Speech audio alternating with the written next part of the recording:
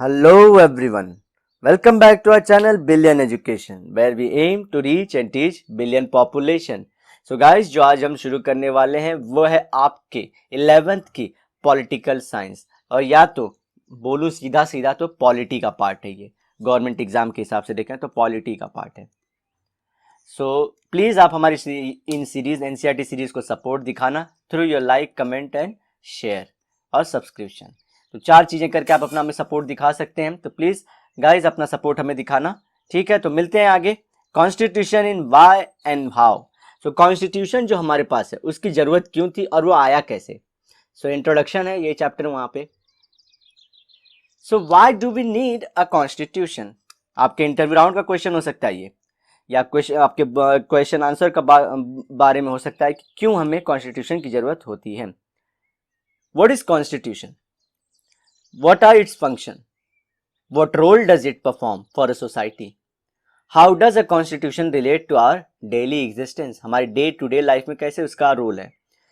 Answering this question is not as difficult as you might think. Constitution allows coordination and assurance. Coordination among society के हर इंसान के बीच में, government और public के बीच में, खुद कई गवर्नमेंट्स के बीच में, तो इस तरफ का कोऑर्डिनेशन। एंड अश्योरेंस मतलब क्या, श्योरिटी देता है, आप भरोसा दिलाता है। किस चीज का भरोसा, देखते हैं। Imagine yourself to be a member of reasonably large group, आप किसी ग्रुप के एक मेंबर हो। Further imagine that this group has a following characteristics, कौन से कैरेक्टरिस्टिक्स देखते हैं। The member of this group are diverse in the various way, मतलब बहुत सारी वैरायटी के लोग हैं उसमें। They have different religious allegiances, मतलब क्या, अलग अलग रिलीजन से वो लोग हैं। Some are Hindus, some are Muslims, some are Christians and some perhaps profess no religion at all. They are also varied in many different respects, तो वो और सारी चीजों में भी अलग हैं। कैसे? दे परस्यू डिफरेंट प्रोफेशंस, उनके जॉब अलग अलग हैं। हैव डिफरेंट एबिलिटीज, तो उनकी जो काम करने के तरीके प्लस उनकी जो एबिलिटी वो भी अलग अलग, तो बहुत सारा डाइवर्सिटी है। Have different hobbies, have different taste in everything from films to books. Some are rich, some are poor, some are old, some are young. Imagine further that the members of this group are likely to have dispute over various aspects of life. तो पहले बात तो ये इतनी diverse है, इतना different लोग हैं इसके अंदर, और उनके अंदर डिस्प्यूट मतलब कोई ना कोई बवाल खड़ा हो जाए, तो क्या है सिचुएशन होगी। How much property should one be allowed to own, कितनी प्रॉपर्टी एक इंसान के पास होनी चाहिए। Should it be compulsory that every child to be sent to school, और should the parents be allowed to decide, तो क्या हर एक बच्चे को स्कूल भेजना है कि पेरेंट डिसाइड करेंगे भेजना है कि नहीं भेजना है। How much should this group spend on the safety and security, ये ग्रुप है मेंबर की, कितना उनको सेफ्टी, कितने लोग बंदूक के साथ हथियार के साथ खड़े होने चाहिए, क्या क्या करने चाहिए, ये सब पे भी कुछ करना चाहिए। और should it build more parks instead, खेलने वाले बच्चों के लिए, बुढ़ों के लिए, जवानों के लिए, सबके लिए पार्क्स, जिम, ये सब। Should the group be allowed to discriminate? Discriminate मतलब क्या, भेदभाव करना।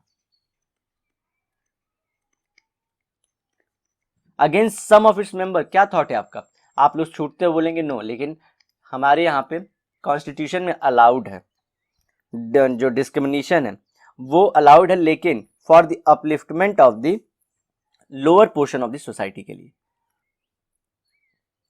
Every question will elicit a variety of answers from different people. So ये सब क्वेश्चन के अलग अलग आंसर होंगे अलग अलग इंसान के द्वारा, but for all their diversity this group has to live together. लेकिन अलग अलग ओपिनियन आए, अलग अलग विचार हो, अलग अलग धर्म हो, अलग अलग खाना पानी कुछ भी हो, लेकिन इनको रहना एक कंडीशन है, साथ में है।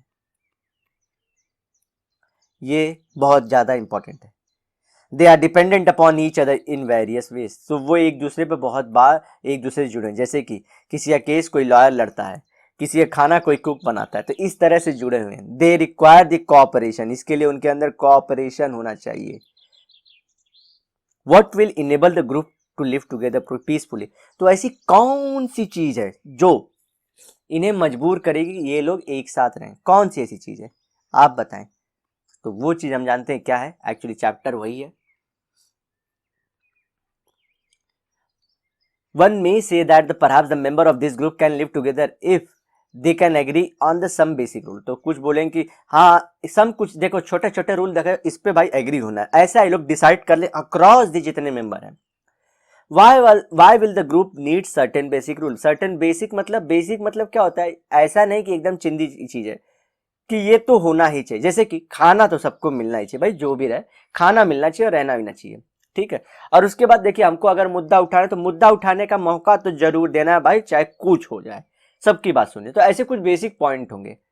हाँ अब ये बोलेंगे किसी को सोना देंगे किसी को चांदी चाहिए सबको, ये अलग पॉइंट है, इस पर अलग बात करेंगे, लेकिन बात करना का बेसिक उनको राइट तो देना ही चाहिए, ऐसा रूल होना भी चाहिए।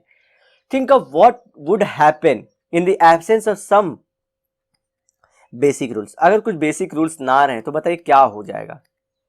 Every individual would be insecure simply because they would not know what members of this group could do to each other। अगर कोई रूल नहीं निर्धारित है तो ये लोग क्या करेंगे, जो पुअर वाला है वो कहीं ना कहीं विद्रोह ना छेड़ दे रिच के टूवर्ड्स में, जो वो लोग हैं कहीं रिच इनको और ना परेशान करके इनकी जो बोलते हैं ना पैसा और ना जमा कर ले, दोनों तरफ से है। What could claim rights over what? किसका अधिकार किस पे है ये कौन डिसाइड करेगा, बाहर से कुत्ता बिल्ली तो आएंगे नहीं। Any group will need some basic rules. So किसी भी ग्रुप के लिए सम बेसिक थोड़े से बेसिक रूल तो होने चाहिए that are publicly promulgated. Publicly मतलब सबके सामने बनाया गया हो, and known to all the members of that group to achieve a minimal degree of coordination. तो ये मैक्सिमम नहीं है, ये देखो हमको इंटरव्यू राउंड में आंसर देते हो याद रखना है, ये मिनिमल लेवल का कोऑर्डिनेशन मेंटेन करना है। मैक्सिमम लेवल का कोऑर्डिनेशन डिपेंड करता है फॉलोअर्स पे। बात समझे, ये इंपॉर्टेंस है। आप हमको लगता है कि ये सब होता है एकदम बढ़िया, बोलते हैं ना एकदम सोने की चिड़िया वाला भारत बन, नहीं सोने की चिड़िया भारत लोगों से बनेगी, लेकिन वो लोग लड़े ना थोड़े टाइम के लिए साथ में रहे एटलीस्ट, उसके लिए बेसिक लॉ जरूरी है। But these rules must not only be known, they must also be enforceable। so ये रूल ऐसे ना किसी बुकों में लिखे रहे, इसे ग्राउंड पे लाना भी है। if citizens have no assurance that others will follow these rules, they will themselves have no reasons to follow these rules। अगर सिटीजन्स को लगे, उस ग्रुप के मेंबर को लगे कि ये उनके जो लीडर्स फॉलो ही नहीं कर रहे, तो वो क्यों फॉलो करेंगे उसको, वही बोलेंगे भाई इससे अच्छा तो हम ही ठीक है, अपना अपना सिद्धांत, भाई क्यों इन उलझनों में जकड़ के रहना। Saying that the rules are legally enforceable. Legally मतलब क्या, उस पर लॉ है उसे लगाने के लिए। Give an assurance to everybody that the others will follow this. तो उसके लिए जो फॉलो नहीं करेगा तो पड़ेंगे दो डंडे, तो वो ऐसे सब लोग बोलेंगे अरे भैया सच बात है चलो भाई फॉलो ही करते हैं। For if they do not do so they will be punish. तो बोला ना पनिश, मुर्गा बना देंगे उनको, चलिए बने मुर्गा, ऐसा हो जैसा आप लोग जाली एलएलबी पिक्चर में देखिए। The first function of a constitution is to provide a set of basic rules। जो हम लोग कब से बोल रहे हैं वही बेसिक रूल जो हमने ऊपर का सब डिस्कशन किया, आपको जाके इंटरव्यू राउंड में चेप देना है सीधा, वही अच्छी चीज है। That allow for minimal coordination amongst member of a society। तो मिनिमल, ये वर्ड ध्यान रखिए, मिनिमल की इंपॉर्टेंस को भूलिए मत।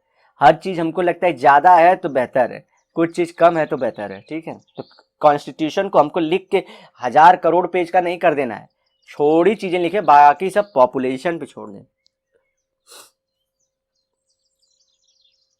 अब करते हैं specification of decision making powers. Specification मतलब क्या भाई, किसका कहां पे अधिकार है, कहां पे कौन बोलेगा, कहां पे कौन चुप रहेगा, और कौन कब बोलेगा और कौन कब चुप रहेगा, ये सब। A constitution is a body of fundamental principle. क्या है वो, कॉन्स्टिट्यूशन एक किताब है जहां पे फंडामेंटल प्रिंसिपल्स लिखेंगे। प्रिंसिपल्स मतलब देखिए सिद्धांत,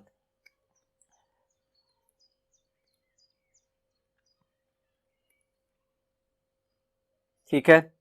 according to which a state is constituted और गवर्न, और उसी के अकॉर्डिंग स्टेट को चलाना है। स्टेट मतलब देखिए यहाँ पे स्टेट मतलब छोटे स्टेट नहीं, पूरी इंडिया के बारे में बात करना। जी हाँ, आपको अब ये समझ जाना है कि हमेशा स्टेट मतलब सिर्फ ये राज्य को चला रहे नहीं।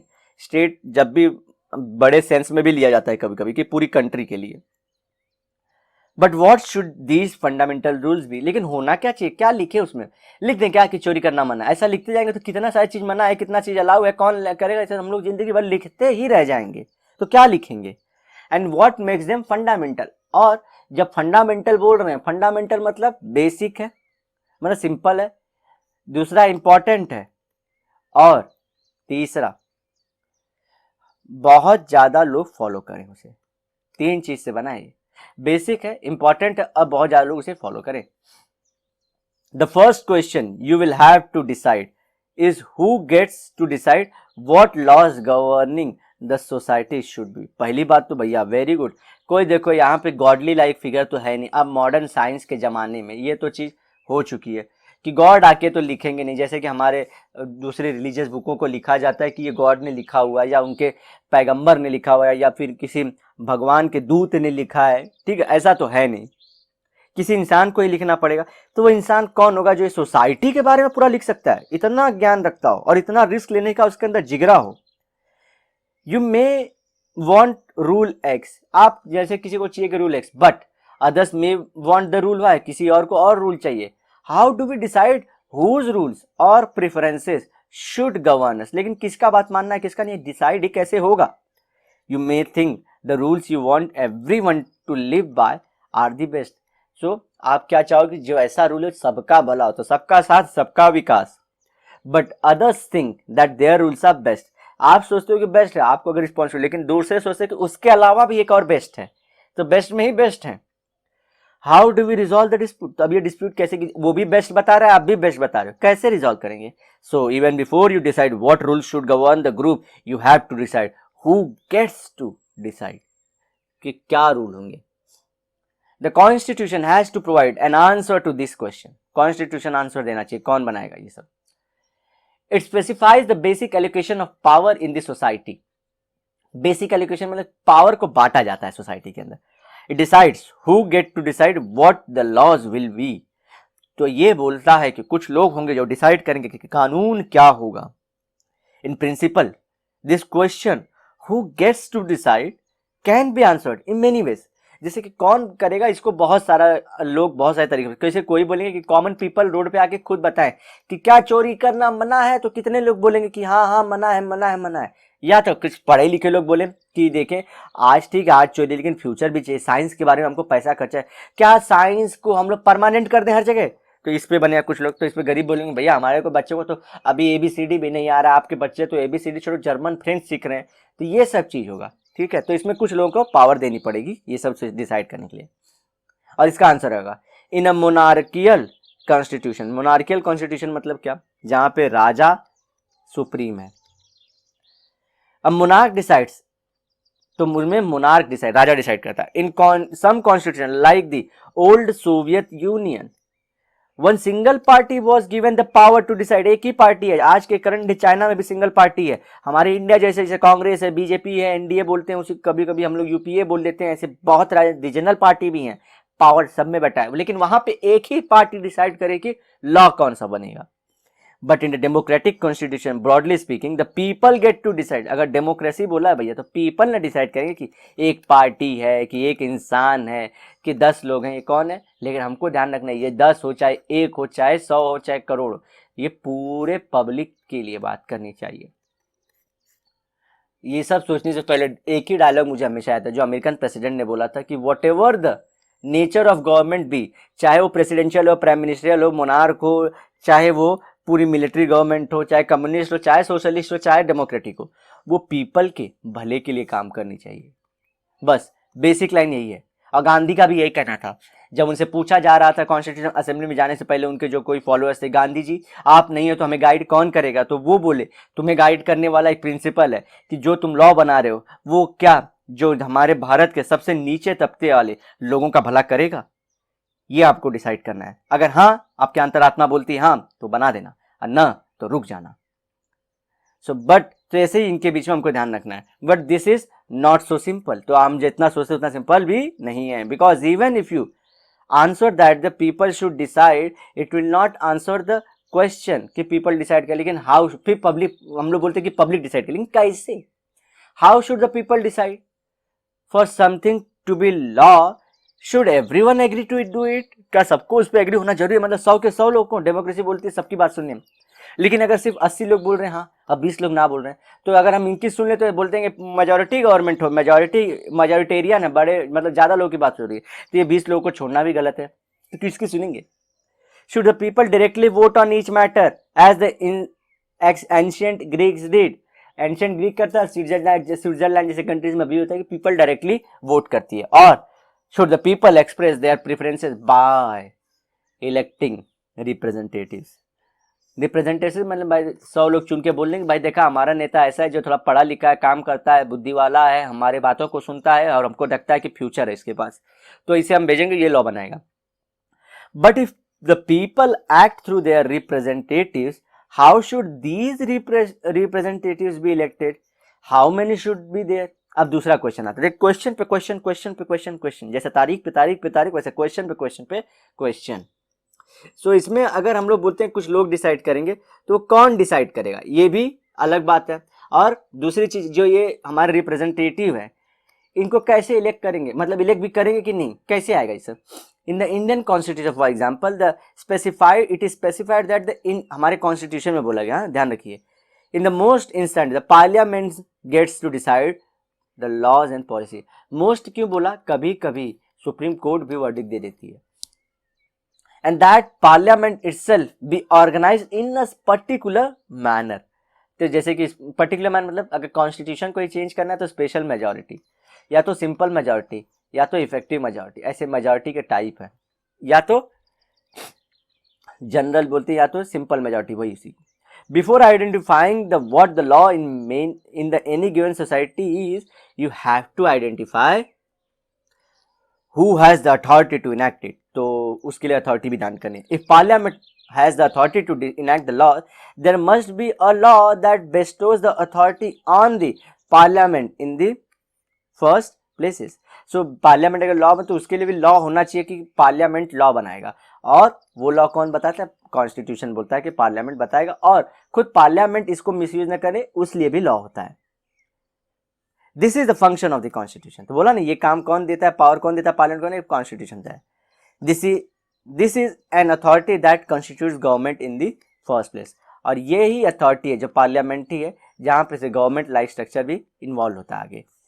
ठीक है गाइड, आगे पढ़ते हैं। The second function of the constitution is to specify who has the power to take the decisions या make the decision in society. It decides how the government will be constituted. तो देखिए, बात थी पहले constitution से, फिर आई parliament पे, फिर आए गवर्नमेंट पे,